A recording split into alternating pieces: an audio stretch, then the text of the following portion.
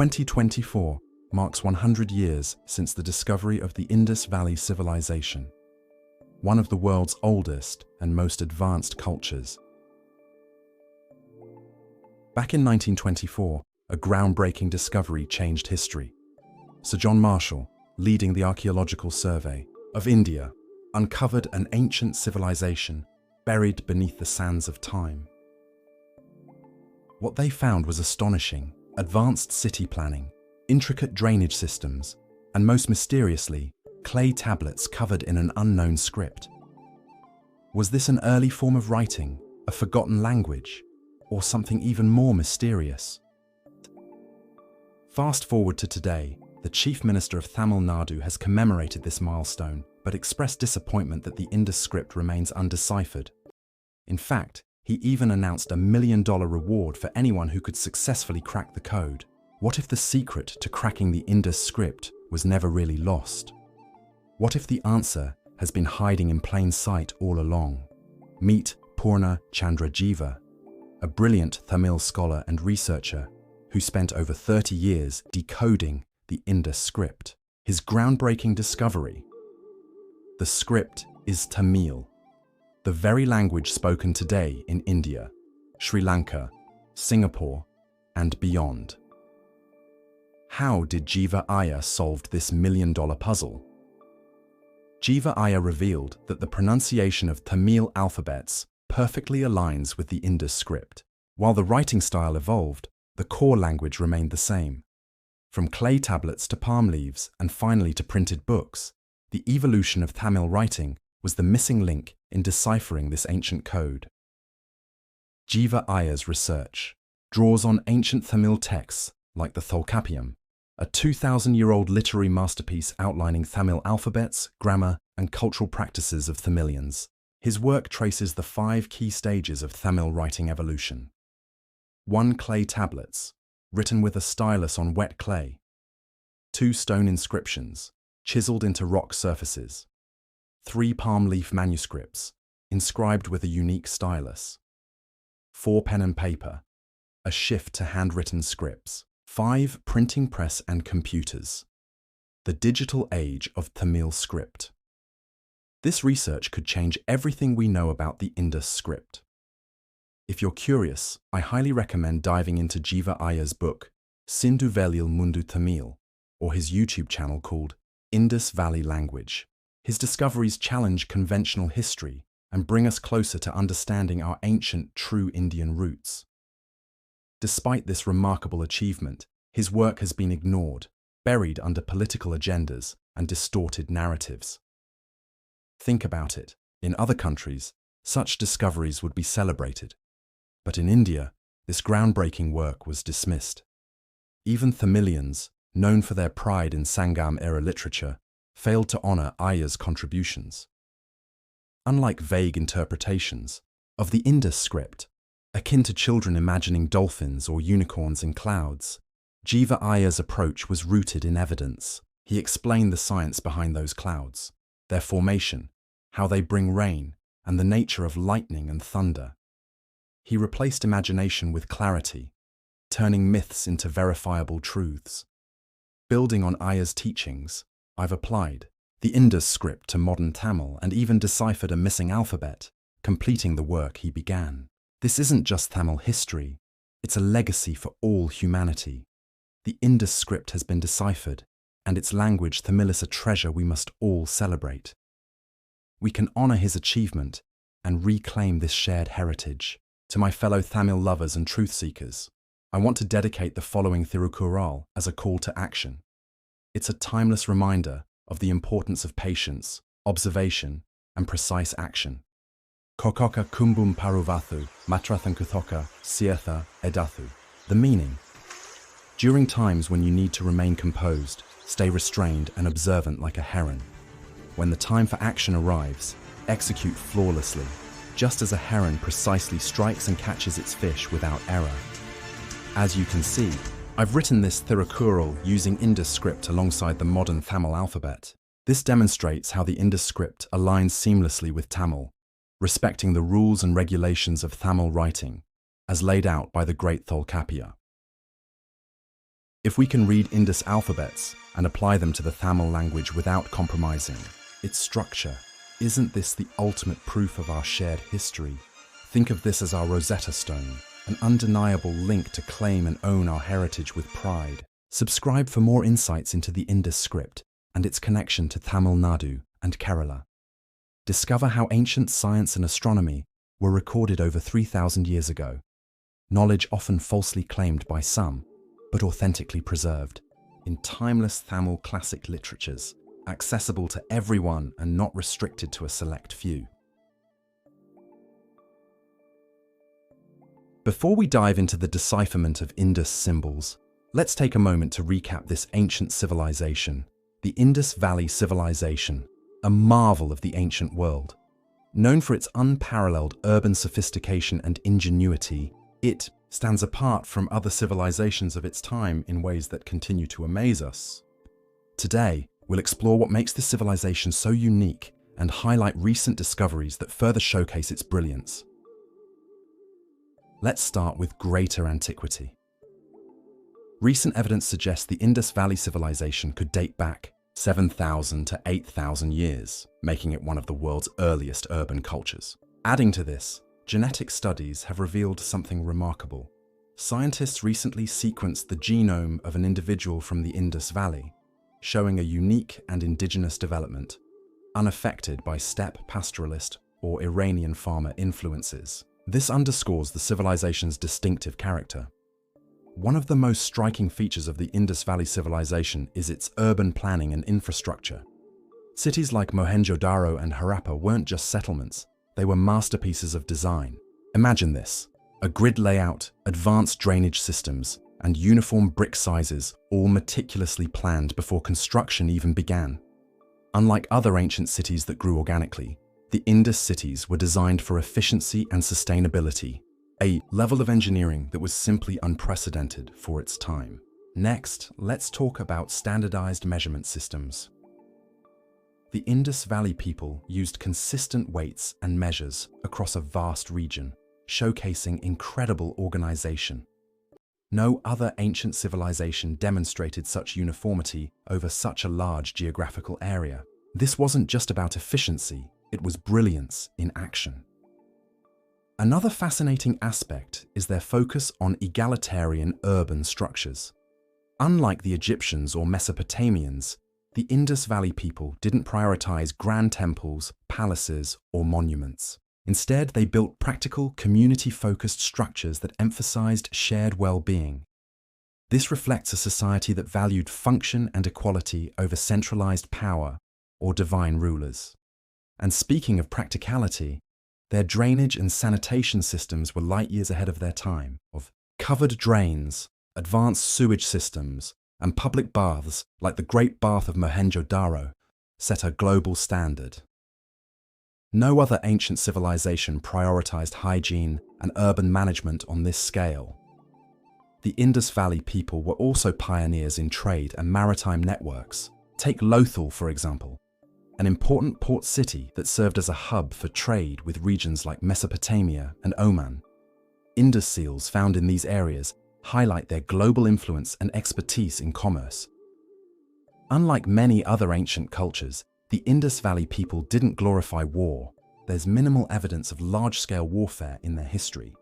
Instead, their artifacts focus on daily life and practicality. From intricately crafted toys and tools to beadwork and figurines, their craftsmanship reveals a culture that valued creativity and function over conquest. And did you know that the Indus Valley Civilization was the first to cultivate and use cotton for textiles?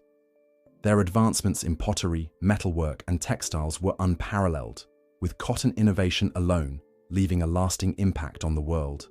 Their barter economy was another example of their ingenuity. Indus seals and weights weren't just tools, they were part of a sophisticated economic system that ensured fairness and consistency in trade. Here's something fascinating about the Indus Valley Civilization. Unlike other ancient civilizations, there's no clear evidence of a dominant religion, grand temples, or a pantheon of gods. But artifacts, they tell a different story. Fertility symbols, and even figures resembling Proto-Shiva, suggest deep spiritual practices. Now here's where it gets interesting. I agree with the idea of no dominant religion. Why? Because Indian spiritual beliefs are woven into daily life through something called Kula Devam, the family god. Don't worry, we'll explore this in detail in another episode. For now, imagine a village of 1,000 people. There could be 10 to 15 different Kula Devams worshipped by the community. And yet, they all live in harmony, celebrating the same festivals, holidays, and traditions. This harmony isn't just a thing of the past. It's alive today. Tamil Nadu is a prime example of peaceful coexistence among Hindus, Muslims, and Christians living peacefully together, much more so than in many other parts of India. Speaking of harmony, let's talk about the word Hindu. Here's a fact you might not know. The term was introduced by Muslim rulers and officially recorded by the British. Later, it became a tool for maintaining the Brahminical hierarchy in Indian society. Controversial, sure, but it's a crucial part of understanding how religion evolved in this region. Now, about temples, or the lack of them in the Indus Valley. Tamil Nadu is famous for its massive, ancient temples, some over 1,000 years old. But these weren't just places of worship, they were the heart of the community. Temples served as government offices, grain storage, and community halls. That's why. There's an old Tamil saying, Koil ilatha uril kudi iruka waindam. Don't settle in a place without a temple. The practice of building temples with stone gained prominence during the peak of the Asivagam and Buddhism religion, reflecting its cultural and architectural significance. And here's a fun fact. The Tamil word koil combines ko, meaning king, and il, meaning house. So, temples were literally the house of the king. But the king wasn't a person. It was God, symbolizing an ultimate ruler who guided and protected. That's also why ancient Tamil kings like the Pandyas, who ruled for over 2,500 years, and Cholas, governed for over a millennium, prioritized building thousands of temples instead of extravagant palaces. These temples weren't just beautiful, they were practical, even designed with earthquake-resistant technology to protect people from disasters. Now let's tackle another hot topic, the so-called Proto-Siva. Let's be clear, there's no Proto-Siva. There's just Siva, worshipped then and worshipped now. And those Indus symbols, they represent gods still revered today. We'll dive deeper into these connections in the following video. Let's explore a fascinating artifact from the Indus Valley Civilization, Seal 2651. This seal references Siva as a great saint who meditates. Even today, Siva is widely depicted in a meditative posture, symbolizing deep spirituality and inner peace. The connection between this ancient seal and modern depictions is truly remarkable. Think about this. The Indus Valley seals were only 2 to 4 centimeters in size, leaving very little room to communicate information. In a way, the Indus people were pioneers of concise communication, much like our modern texting systems. Just like we use abbreviations such as LOL or RIP and emojis to convey meaning, these seals use symbols and short forms to pack a lot of meaning into a small space. Reading this seal, one could interpret its message as Sivan, Mapanpata, Davam, Udayavan, or Sivan, Paniya Davam. Both phrases translate to Siva the great saint who meditates, or Siva meditated. This seal not only demonstrates the spiritual focus of the Indus Valley Civilization, but also highlights their creativity and practicality in designing such compact yet meaningful communication tools. Seal 2651 serves as a powerful link between the ancient past and our modern understanding of Siva's meditative presence. It's a testament to the ingenuity and spirituality of the Indus Valley people. Let's delve into the mysteries of Indus Valley Seal 2057, one that sheds light, or perhaps an extra eye, on none other than Lord Siva himself. This seal is intriguing because it references something truly unique, Siva's third eye. Among the many Indian gods, Siva stands out as the one with a cosmic extra feature. Not just any feature, a third eye, symbolizing wisdom, perception, and, let's be honest, the ultimate multitasking tool. The seal translates to me, or kanna, which means respected person with one extra eye on his forehead. Now, isn't that a title worth bragging about? Here's something fascinating. In Tamil, you'll find many one-letter words that pack a punch. For instance, the word me in this seal, marked with a quotation mark above it, highlights the specialty of the person being described. No room for confusion here. Let's take a moment to appreciate the efficiency of the Indus Valley script.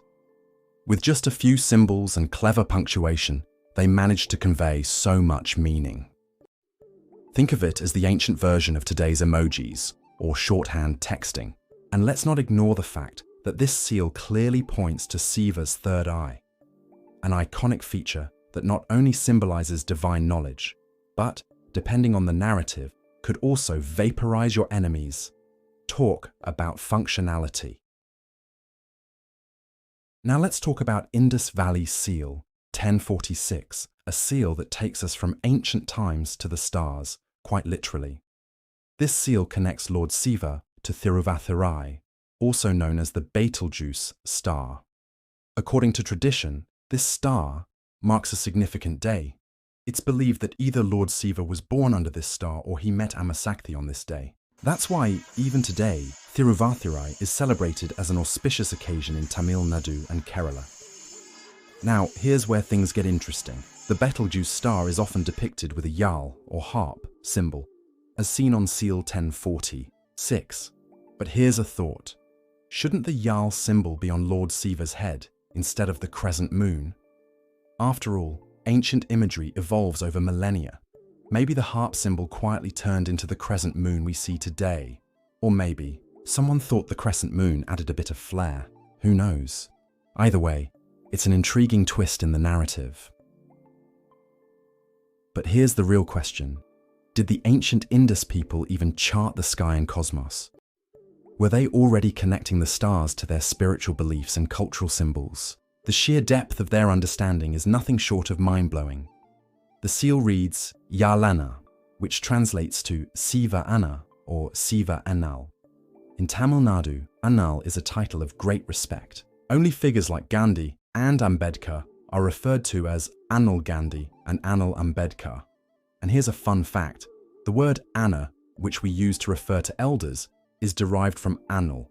So, non-Tamilians, next time you hear us calling someone Anna or Ayya, remember, you're witnessing a tradition that traces its roots back to Lord Shiva himself. Yes, we're all descendants of Shiva, speaking his language even today. Now, let's dive into another fascinating connection. Ever wondered why we call Lord Shiva Parama Sivan? When you break it down, it's Param plus Sivan. Paran means the eldest grandfather in Tamil, while Parai refers to the eldest grandmother in the family tree. Together, they form Paramparai, or lineage. So, when you think about it, Paramasivan isn't just a name. It's a cosmic family reunion in one word. Here's something to think about during your next temple visit.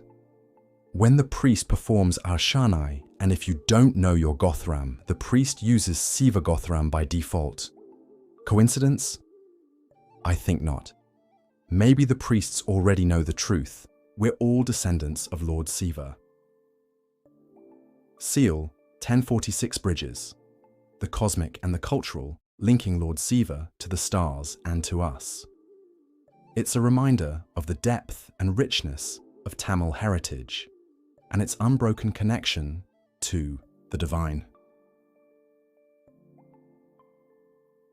Let's continue our journey into the fascinating world of Indus Valley seals. We've already explored a seal that references Lord Shiva's third eye, but now let's look a little closer, just a couple of inches away from the Netrikan. What do we find? Is it a river? Could there be an Indus seal that connects this iconic element of Shiva's imagery to ancient civilization? The answer is yes. Meet Indus Valley Seal 1035, unearthed from the Mohenjo-Daro archaeological site. This seal holds the key to an ancient connection between Lord Shiva and rivers.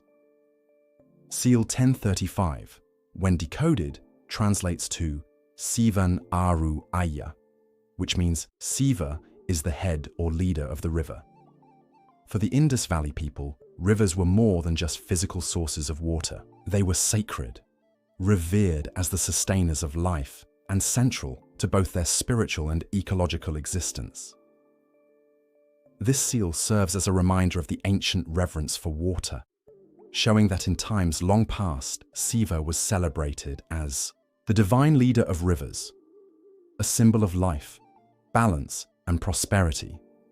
Even today, water holds a sacred place in Tamil culture, far more than Agni, the fire. Tamil Nadu's Near-Male Anmai, or water management, is renowned and deeply rooted in Sangam-era Tamil literature as well.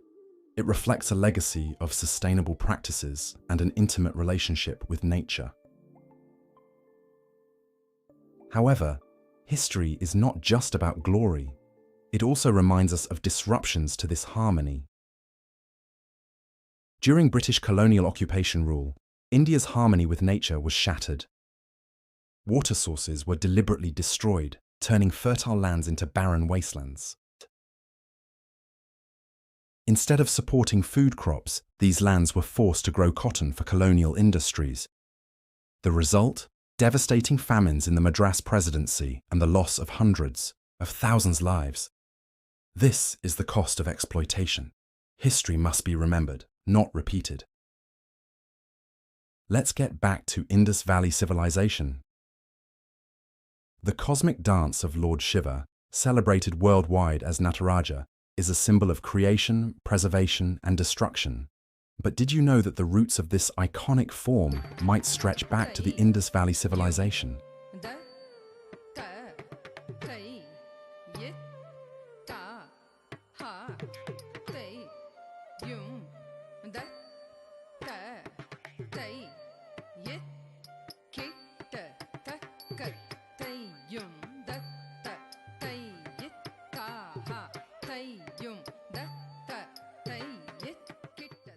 Let's dive into Indus Valley Seal, 2056. A seal that explicitly references the dancing talent of Shiva, connecting this ancient art form to one of the world's earliest advanced cultures. This seal reads Dava Nadana Ayya, which translates to great respected dancer. It's remarkable to see how the concept of Shiva as a cosmic performer was not only revered, but even documented on a seal thousands of years ago. However, here's where history takes an interesting turn.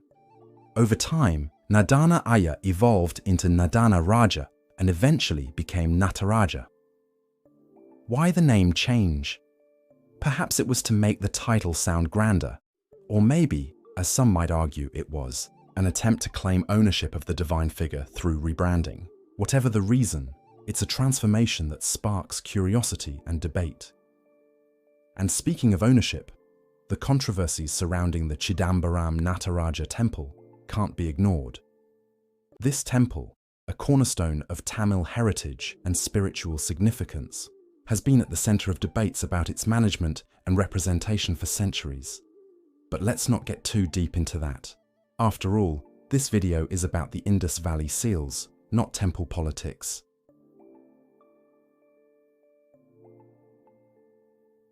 Interestingly, Seal 2056 isn't the only artifact that connects Shiva to dance.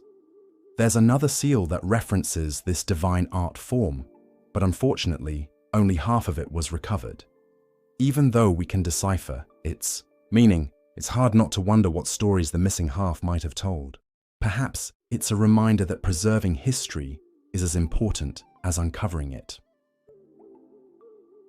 Let's take a look at Indus Valley Seal 4262, an intriguing artifact that offers a unique perspective on the cultural significance of dance in ancient times. This seal, as illustrated in the image, can be interpreted as Ila Nadana Ayya, which translates to young respected dancer. But the question arises, does this seal refer to Shiva's son, or does it indicate that Shiva himself taught dance to young people? Is it possible that the best student was honored with the title Ila Nadana Ayya. The broken seal leaves us with a lot of room for interpretation and imagination, offering a fascinating glimpse into the past and the significance of this title. Now, you might notice that the seal reads La Nadana Ayya. So why add the vowel E to make it Ila? Tamil scholars have their reasons, rooted in linguistic traditions and grammatical rules. If you're curious to dive deeper into the details, I recommend checking out Jeeva Ayya's YouTube channel, where he explains this in depth. But for now, let's keep things simple and stick to the fascinating insights this seal provides. It highlights how even thousands of years ago, the art of dance and its performers were celebrated and respected, with titles like Davanadana Ayya or Ilanadana Ayya. Truly a testament to the cultural depth of the Indus Valley Civilization. Finally, let's talk about the famous Pashupati seal of the Indus Valley Civilization. The seal number 2420 is legendary, but something seems off. The alphabets are jumbled. Now, Indus seals were primarily used for trade and communication, so if the script is scrambled, we have to ask, was this a typo that got it discarded? Or, plot twist, was it a fake ID created by non-native Indus speakers trying to score a freebie? Think about it. Ancient people needed IDs too, and if someone messed up the engraving, maybe they got caught at the Indus immigration desk and were denied entry. Or perhaps some ambitious fraudster thought, why not fake it till you make it? A tradition that, let's be honest, is still alive and well today. But jokes aside, let's crack the code. When read correctly, this seal says, Isagar Auv Al, which translates to the great knowledgeable person who rules and provides us. In modern Tamil, it simply means that person is the provider. Now, take a closer look at the seal itself. Lord Shiva is depicted surrounded by both humans and various animals, symbolizing his role as a protector and provider to all life forms, without discrimination. This depiction aligns perfectly with the meaning of the word Isagar. In Tamil, Ithal or Igai means to donate or provide, and Isagar refers to a person who donates or provides. But, as history loves to do, this name was hijacked and rebranded into Ishwar. So here's the real question. When did Lord Shiva, the benevolent provider, get rebranded as Lord Shiva, the destroyer? Who flipped the branding? Even mythology supports this idea. There's a well-known story of goddess Amma testing Lord Shiva's generosity, proving that, at his core, he was a giver. So, if fake IDs and fake news seem like modern inventions, history suggests they started millennia ago. Now, was the Pashupati seal an unfortunate typo, an ancient scam, or a forgotten truth? You decide. With this, let's conclude today's session of seal decipherment. To my fellow Indians, there's a powerful saying, Varalaru Thiriathamanithan Valumpina Thirukkusamam. I'm not sure who first said it, but I heard it from Mannar Mannan. It means, a person who does not know their own history is equivalent to a living corpse. Let's not let others write our history for us. Instead, take charge. Be the author of your own story and embrace the legacy of our past with pride and understanding. Finally, to Honourable PM Modi, we all know how much you love Tamil and Thirukkural, so I'd like to dedicate this Kural to you. Saman Seidhu Sirthukung Kolpol Amaindarupaal Koda Amai Sandrorku Ani. Translated, it means, those who are impartial, balanced, and self-controlled, resembling the perfects, high scale in their actions, are the true fruits of humanity. Such a timeless message, isn't it? That wraps up this episode. But before you go, here's a sneak peek at what's coming next. In our next video, we'll explore seals that depict God Shiva alongside Amma Sakthi, the city where their temple was situated, and an interesting twist about Shiva's Vahanam, the cow. Yes, you heard that right. During the Indus Valley era, it's believed that Shiva's vehicle wasn't Nandi, but a cow. So stay tuned, hit that subscribe button, and join us as we continue unraveling the mysteries of the Indus Valley Civilization. Until next time, ciao!